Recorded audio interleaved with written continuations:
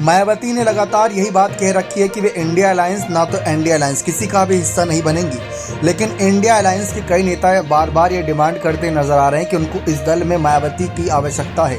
मायावती को जोड़ेंगे तभी जाकर कहीं जाके आगे कुछ फायदा मिल पाएगा इंडिया दल को, वरना उत्तर प्रदेश से खाली हाथ वापस आना पड़ेगा। यानी अखिलेश पर उतना भरोसा नेता जता नहीं रहे। अखिलेश भले ही वोट शेयर के मामले में आगे चल रहे हों, लेकिन सीटों के मामले में पिछले दो बारी से 2014 और 2019 में दोनों बार 5-5 सीटों पर ठहर गए थे और अभी तो उनके हालात 3 सीटों पर ही सिमटे हुए हैं। रामपुर जीतेंगे नहीं जीतेंगे बात की बात है, लेकिन इन सब के बीच मायावती की ऐसी कौन सी शर्तें थीं जिसके आधार पर वह अगर शामिल होंगी इंडिया दल में तो किन शर्तों के आधार पर होंगी, या किसी बड़ी पार्टी के साथ गठबंधन करेंगे तो किन शर्तों के आधार पर करेंगे, जिसमें कांग्रेस आती है, सपा आती है। तो ये शर्तें साफ तौर पर मायावती ने इशारों ही इशारों में कहा था कि हमारी पार्टी हर बार गठबंधन करती है, लेकिन गठबंधन का फायदा सामने वाली पार्टी को मिल जाता है।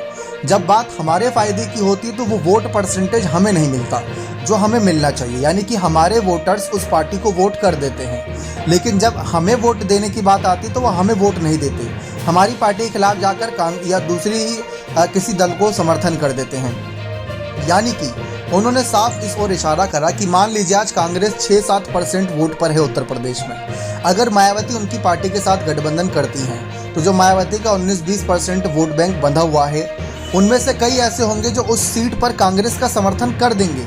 यानी मायावती का वोट बैंक घट जाएगा, लेकिन कांग्रेस के पास वोट बैंक होना तो चाहिए उनका समर्थन मांगने के लिए। यही हालात की वजह से मायावती ने इनकार कर दिया। रही बात सपा की, तो सपा के साथ पिछली बार गठबंधन करके मायावती की पार्टी को फायदा हुआ था, जहां 10 सीटों पर जीते थे और 27 सीटों पर नंबर 2 की पार्टी रही थी। तो इस तरीके से मायावती ने अपने आप को उभारा था, लेकिन अब नहीं चाहती कि जो पिछली बार वोट बैंक बनाया वो गवा दें, वो भी कांग्रेस के चलते या किसी और पार्टी के चलते, क्योंकि कांग्रेस का भी वही वोट बैंक है, मायावती का भी वही वोट बैंक है। और अगर बात पूरे भारत देश की आती है तो हर दल ने किसी न किसी दलित चेहरे को पकड़ के रखा है ताकि उनको अच्छा खासा वोट मिले।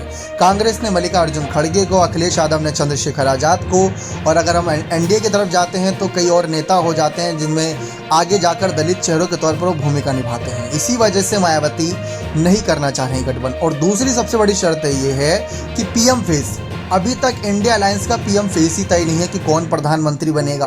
बाद में तो ऐसे लड़ाई झगड़े होंगे, क्योंकि अभी विधानसभा चुनाव में सीट शेयरिंग पर ही कांग्रेस और सपा में भिड़ंत हो गई, तो बाद में ये तो प्रधानमंत्री पद है, तो वहां पर तो भिड़ंत होना बनता है। तो अभी तक इनका पीएम फेस भी क्लियर नहीं, और एनडीए के साथ जाती हैं तो वहां तो मौका मिलेगा ही नहीं नरेंद्र मोदी के रहते हुए। इसी वजह से शायद मायावती गठबंधन के लिए दूरी बनाए हुए हैं। बने रहे चैनल के साथ, बहुत बहुत धन्यवाद।